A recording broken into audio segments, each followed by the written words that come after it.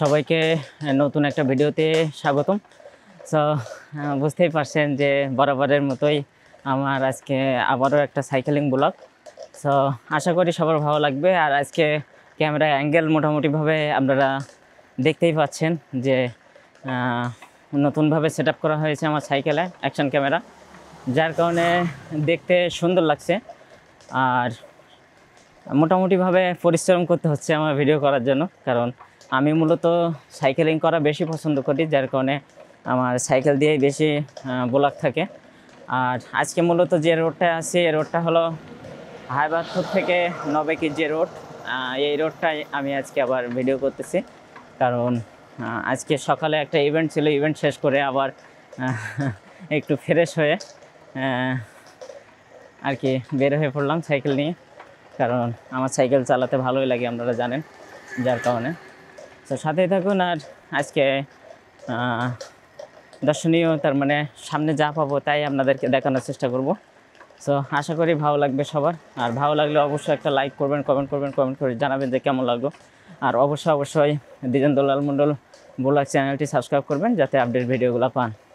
So বেশি বেশি করে সাপোর্ট করবেন, কারণ আপনাদের সাপোর্ট না থাকলে কিন্তু আমি সামনের দিকে ভালোভাবে এগিয়ে যেতে পারবো না। সো এখানে একজন আন্টি মাছ ধরতেছে, তার মানে বড়শি পেতে মাছ ধরতেছে। তো সেটা দেখতে পেয়েছেন কিনা জানি না, তবে আমি দেখতে পেলাম। সাথে থাকুন। আর আজকে সাইকেলিং করার উদ্দেশ্য হলো যে আমি নতুনভাবে সেট আপ করেছি আর কি আমার ক্যামেরাটা, এই কারণে আর কি বের হয়ে পড়লাম সাইকেলটা নিয়ে। তো দেখতে থাকুন, আশা করি ভালো লাগবে। আমি প্রায় এসে গেছি জমিদার বাড়ি। আর জমিদার বাড়ি আপনারা জানেন যে হরিচরণ রায়ের জমিদার বাড়ি কিন্তু আমাদের এই সাতক্ষীরা জেলার শ্যামনগর থানার ভিতরে। আমি অনেকগুলো ভিডিও করছি জমিদার বাড়ি নিয়ে, কারণ এই একটা ঐতিহ্যময় একটা বাড়ি, যে বাড়িটা আর কি ধ্বংসের পথে। তার মানে আর কিছুদিন পরে মেবি এই জমিদার বাড়ি আর থাকবে না। তবে যে হরিচরণ রায়ের জমিদার বাড়ির পাশে যে শিব মন্দির দুইটা মোটামুটিভাবে সংস্কার করা হয়েছে, যার কারণে এটা সুন্দর আছে। সো দেখতেই পাচ্ছেন আমার পিছের জমিদার বাড়ি। আর আমি কিন্তু জমিদার বাড়ি ওভারটেক করে চলে আসলাম। আর মোটামুটিভাবে আমাদের এলাকায় যে দর্শনীয় জায়গাগুলো আছে সেটা হলো আমাদের শ্যামনগরের ভিতরেই আছে যে সুন্দরবন পিকনিক কর্নার, তারপরে নকিপুরের ভিতরে আছে জমিদার বাড়ি, তারপরে খানপুরে আছে জাজঘাটা, যেখানে 19 শতকে, তার মানে জমিদার আমলে কিন্তু সেখানে জাজ এসে থামতো। সেখান থেকে আবার জাজ চলে যেত, মালামাল নিয়ে আসতো, আবার নিয়ে যেত, এইভাবে করে। তারপরে এখন নতুন যেটা হয়েছে সেটা হলো আকাশনীলা ইকো ট্যুরিজম সেন্টার, যেটা হলো সাতক্ষীরা জেলার শ্যামনগর থানায় একটা সরকারি পার্ক, যে পার্কটা আর কি সুন্দরবনের সাথে অবস্থিত। তারপরে নতুন একটা রিসোর্ট আছে, রিসোর্টটা আর কি অনেক দিন হয়েছে, মোটামুটিভাবে অনেক দিন হয়েছে। সেটা হলো বর্ষা রিসোর্ট। তারপরে সুশীলন আছে, টাইগার পয়েন্ট আছে, তারপরে 5 মোহনা কি 7 মোহনা আছে, তারপরে ঘোলা আছে যে 3 মোহনা, সব মিলে অনেক কিছু আছে দেখার। তবে দক্ষিণাঞ্চলে সবচেয়ে ঐতিহ্যময় যে ম্যানগ্রোভ, সেটা হলো সুন্দরবন দেখার জন্য অনেক টুরিস্টরা আমাদের দক্ষিণাঞ্চলে এসে থাকেন। তবে রাস্তা ভালো না, যার কারণে আর কি আসতে অসুবিধা হয়। তারপরে এখন যেহেতু কিছু কিছু বর্ডার বন্ধ আছে, যার কারণে আসতে পারে না, যেমন ইন্ডিয়ান বর্ডার। সব মিলায়ে এখন টুরিস্টরা আসে খুব কম আমাদের দেশে। তবে আমি চেষ্টা করব যে সাতক্ষীরা জেলার শ্যামনগর থানায় যে দক্ষিণাঞ্চলে মানুষের জীবনযাত্রা তুলে ধরার চেষ্টা করব কোনো সময় কোনো ভিডিওতে। তারপরে সুন্দরবন নিয়ে তুলে ধরবো, সুন্দরবন দেখাবো। তো এইভাবে করে আমার ভিডিও কোনো মানে এক কথায় আমার চ্যানেলে আগে যেহেতু আমার চ্যানেলে শর্ট ফিল্ম, ফানি ভিডিও এইসবগুলো হতো, সোশ্যাল অ্যাওয়ারনেস ভিডিও, তারপরে ফানি ভিডিও করতাম।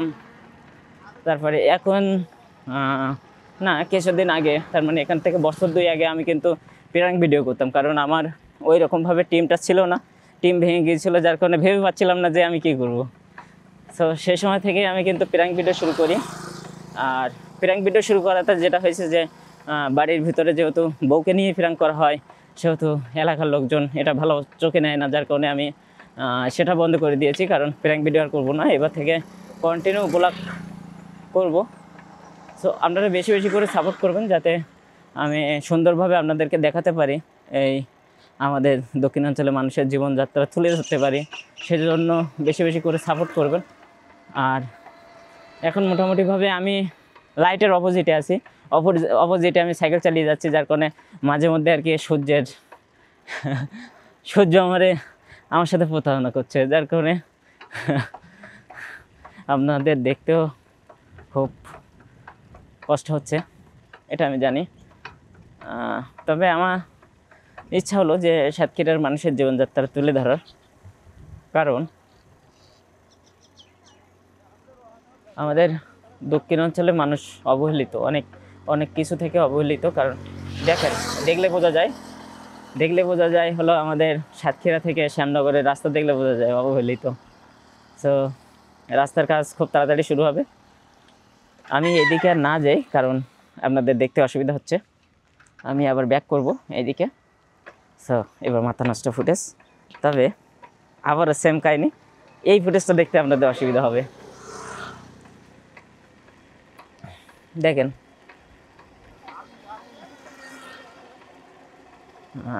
আশা করি ভালো লাগবে।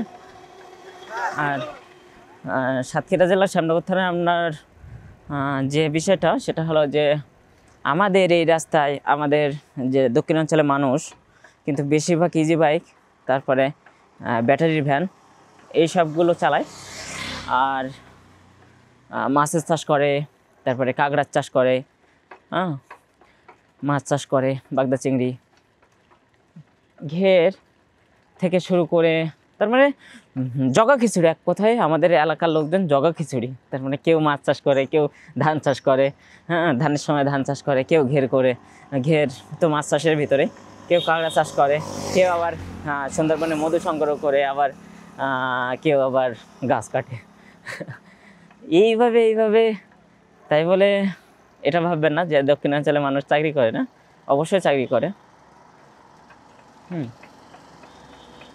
তো সাথে থাকুন আর দেখতে থাকুন, আশা করি ভালো লাগবে। আর সাপোর্ট করবেন বেশি বেশি করে, কারণ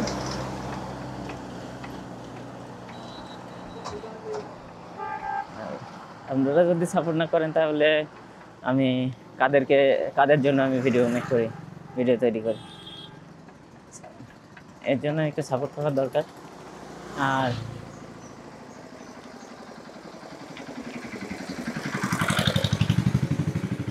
দেখেন, রাস্তা কিন্তু ভালোই আছে। সাতক্ষীরা জেলার শ্যামনগর থানা হায়বাদপুর থেকে নবেকি রাস্তা কিন্তু যথেষ্ট পরিমাণ ভালো, যার কারণে দেখেন সব উড়ে যায় বাইকে করে। তবে আমার সুযোগ নেই উড়ে যাওয়ার, কারণ আমার সাইকেল যত জোরে চালাবো তত বেশি জোরে চলবে, আর আস্তে চালালে তো আস্তে চলবে।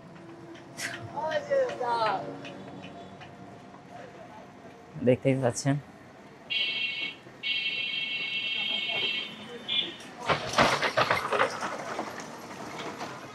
ভালো।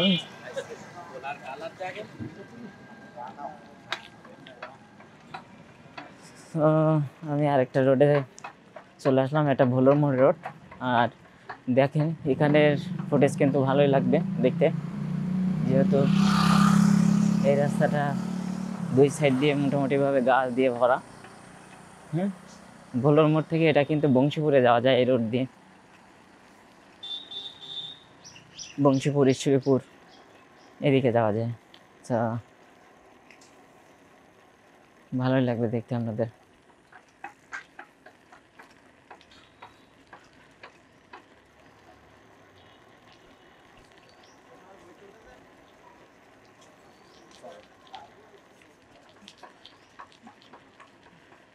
অ্যাকচুয়ালি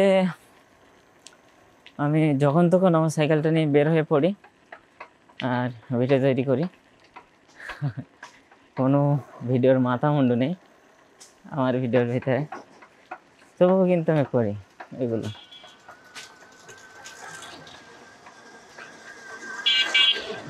দিয়ে দেখেন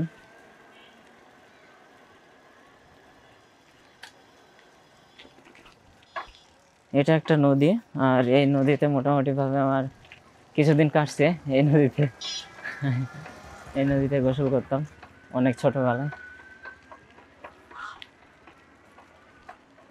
তো দর্শক, কেমন লাগছে জানি না আজকের ভিডিও। আশা করি সবাই ভালো লাগবে, আর ভালো লাগলে লাইক কমেন্ট শেয়ার এগুলো করবেন। আর অবশ্যই যারা যারা এখনও পর্যন্ত দিজেন্দুল্লাহর মন্ডল ব্লগ চ্যানেলটি সাবস্ক্রাইব করেনি, আমি তাদেরকে রিকোয়েস্ট করবো যে ব্লগ চ্যানেলটি সাবস্ক্রাইব করে পাশে বেল বাটন আছে, বেল বাটন চেপে দিয়ে অল করে দিবেন যাতে আপডেট ভিডিওগুলো পান। আর এই মুহূর্তে যারা যারা ফেসবুকে ভিডিওটি দেখছেন, আমি তাদেরকে রিকোয়েস্ট করবো যে ফেসবুকটি ফলো দিয়ে সবাই হাত উঁচু করো, হাত উঁচু করো। অনেক দেরিতে করছো তোমরা।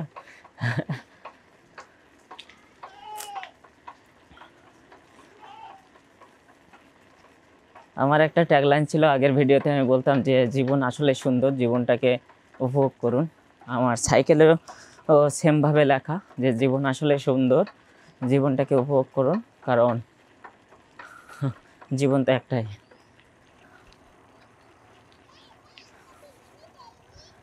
এখনো পর্যন্ত বিলগুলো ফাঁকা, কারণ এখনো পর্যন্ত বিলে ধান রোপণ করা হয়নি, চাষ হচ্ছে।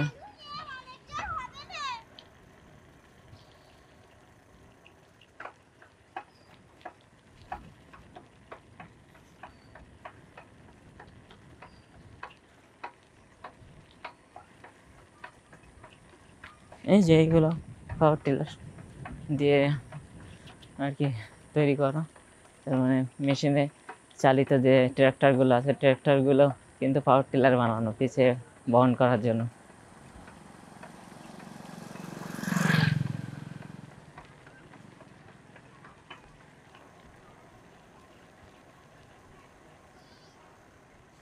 এই জায়গায় সুন্দর বাতাস আছে, আর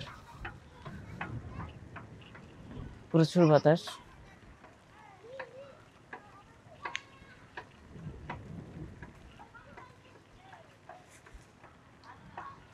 এখানে একটা পানির প্লান্ট।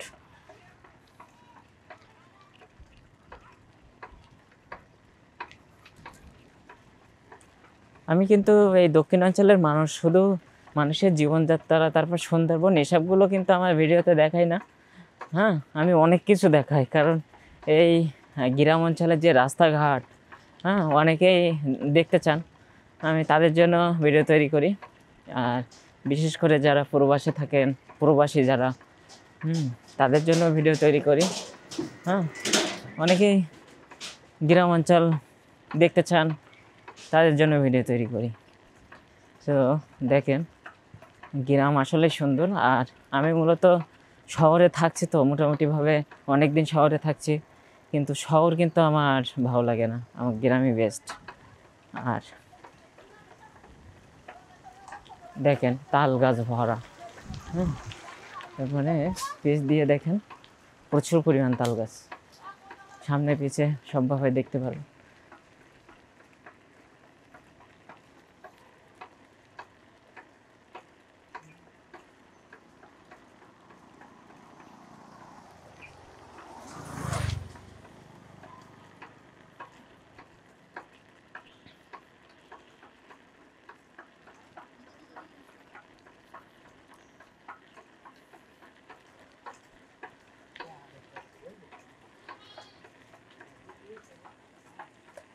মোটামুটিভাবে সুন্দর পরিবেশ দিয়ে, তার মানে সুন্দর আবহাওয়া দিয়ে আমি যাচ্ছি। দেখেন রাস্তাটা কতটা সুন্দর, একটা সুন্দর সামনে মোড়, কত সুন্দর মোড়।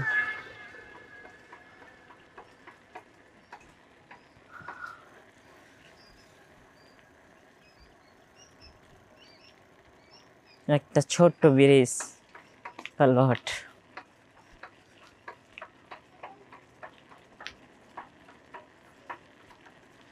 সুন্দর একটা বাঁশ বাগান, রাস্তা সুন্দর, ছায়া, কোনো রকম ফাঁকা নেই,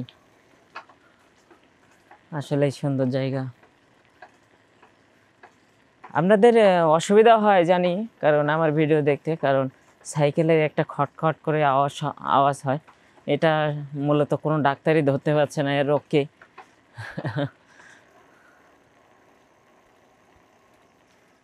প্যাডেল করলে কিন্তু এই শব্দটা হয়। দর্শক, কয়েকটা পরিচিত ভাইয়ের সাথে দেখা হয়ে গেল, যার কারণে দাঁড়িয়েছিলাম। এখন আবারও শুরু করলাম। দেখেন কত বড় একটা লেক। হ্যাঁ, একটা নৌকাও আছে এখানে প্লাস্টিকে।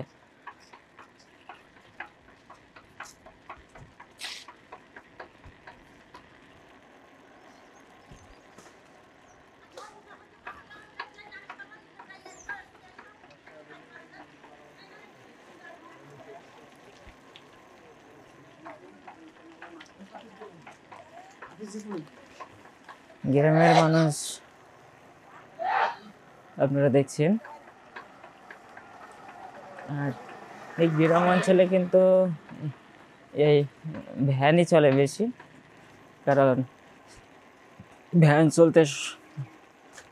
ভ্যানে চলতে সবাই স্বাচ্ছন্দ্য বোধ করেন, কারণ কোনো রকম ইঞ্জিনের গন্ধ নেই। যে মেশিনের যে গন্ধ থাকে, বমি বমি ভাব হয়, এটা নিয়ে প্যারা খাইতে হয় না। সো আমি ঈশ্বরীপুর বা বংশীপুরের এইদিকে যাব না, আমি আবার এই রাস্তা দিয়ে ব্যাক করব। এটা মাঝাটের ভিতরে চলে গেছে।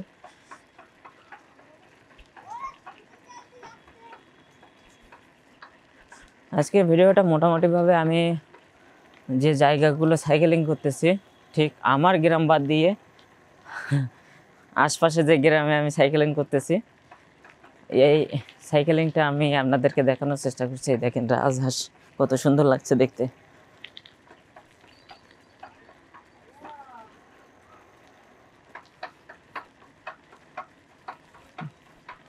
এই দেখেন একটা খটখট আওয়াজ হচ্ছে সাইকেলে।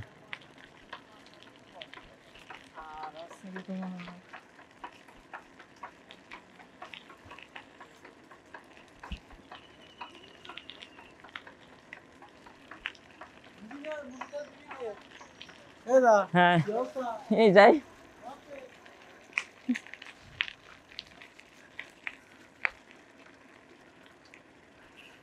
তো ছোট্ট একটা দোকান,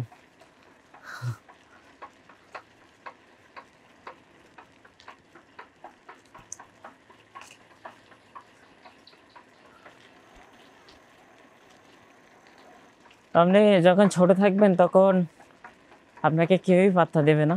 যেমন আপনার যদি সাবস্ক্রাইবার বা ফলোয়ার কম থাকে, আপনি যদি ভিডিও করেন, তাহলে কিছু কিছু পাবলিক বলবে যে এই যে 1-2 হাজার সাবস্ক্রাইবার নিয়ে কি করে, আর্নিং কি হয়।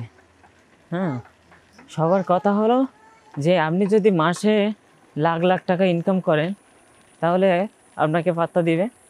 আর যদি লাখ লাখ টাকা ইনকাম না করেন, তাহলে আপনাকে কেউই পাত্তা দেবে না। কারণ কি, যে এখনকার মানুষ, বেশিরভাগ মানুষই বলে যে এটা দিয়ে কি ইনকাম হয়। আসলেই হয় যদি আপনি চেষ্টা করেন। তবে আমি বিশেষ করে এই দ্বিজেন্দ্রলাল মণ্ডল আর্নিংয়ের আশায় ভিডিও তৈরি করে না। কারণ আমি প্রতিদিন যে কাজগুলো করি, যে সাপোজ মনে করেন যে আমি ছোটোখাটো কোনো একটা কাজও করলাম।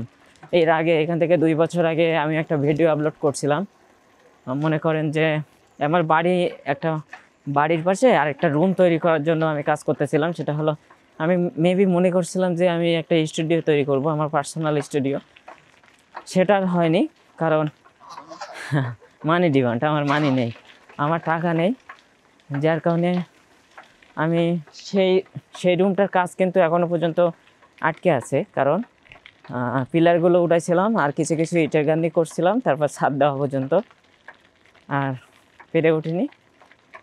তবে যদি ভবিষ্যতে আমি পারি, তাহলে আমার ভিডিও স্টুডিওটা আমি কমপ্লিট করব। তবে একটু দেরি আছে, কারণ কষ্টের টাকা দিয়ে করতে হয় সব কিছু। যেমন এর বিভিন্ন দামের আছে, আহ, রাস্তা দিয়ে আমি ভিডিও করতে করতে যাচ্ছি, হঠাৎ করে এক ভাই আমাকে জিজ্ঞেস করলো যে ক্যামেরা কত পড়ছিল। সে তো বুঝতেছে যে আমি ভিডিও করছি, তার ভিতরেও সে জিজ্ঞেস করতেছে আমার ক্যামেরা কত পড়ছে। আচ্ছা, একটা জিনিস আমরা যদি পছন্দ থাকে যে আপনি অ্যাকশন ক্যামেরা কিনবেন বা আপনি কোনো একটা ক্যামেরা কিনবেন, তাহলে এখন সবচেয়ে সহজ কাজ হলো যে আপনার যদি কোনো কিছু পছন্দ থাকে তাহলে গুগল আছে, গুগল মামা, গুগল মামাতে সার্চ দিয়ে দেখেন, আপনার বাজেট অনুযায়ী আপনি কিনে নিতে পারবেন ক্যামেরা। তাই বলে আচ্ছা যাই হোক, ও বিষয়ে কথা না বলি। দেখেন ছোট বাচ্চারা খেলা করতেছে রাস্তায়, আর আমি মূলত প্রায় প্রায় এসে গেছি। আমি আমি যে রাস্তা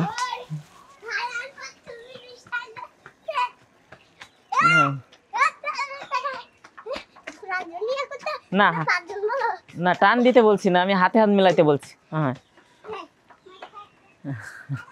আমি হাতে হাত দিতে বলছি, সে আমারে জোরে মেরে চলে গেছে।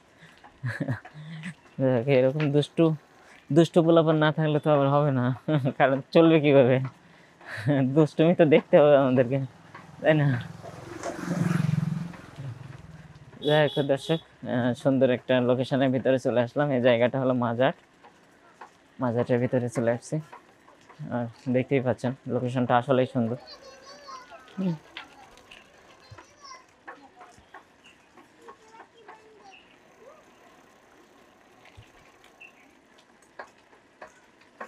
দেখেন আসলেই সুন্দর রাস্তাটা।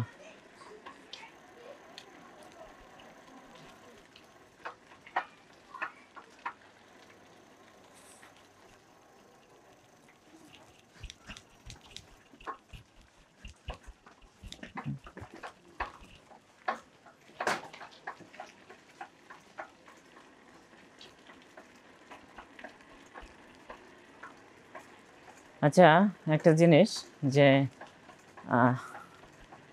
সাইকেলিং করতে তো অনেকেরই ভালো লাগে না, কারণ এখন বাইক ওঠার পরে, তার মানে বাইক অ্যাভেলেবল হয়ে যাওয়ার পরে এখন আর কারোরই সাইকেল চালাতে ভালো লাগে না। তবে আমার কিন্তু ভালো লাগে সাইকেলিং। সে ছোট থেকেই, অনেক ছোট থেকে আমি সাইকেলিং করি।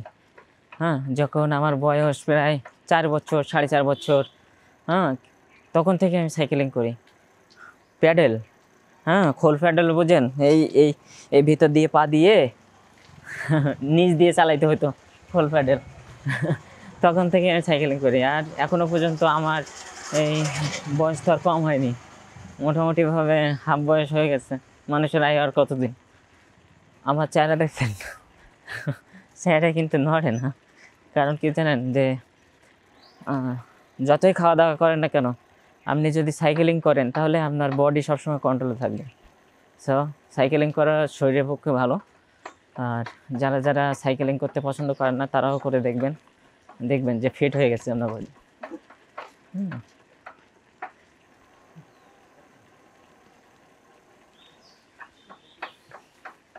দর্শক, আমি প্রায় কাছাকাছি চলে আসছি। আমি এক রাস্তা দিয়ে ঢুকছি আর এক রাস্তা দিয়ে বের হয়ে গেলাম, মোটামুটি ভালোই লাগছে।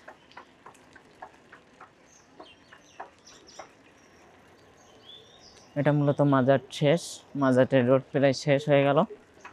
হ্যাঁ, আর একটু বাদে, একটু সামনে গেলেই কিন্তু এই মাজারটা শেষ হয়ে যাবে।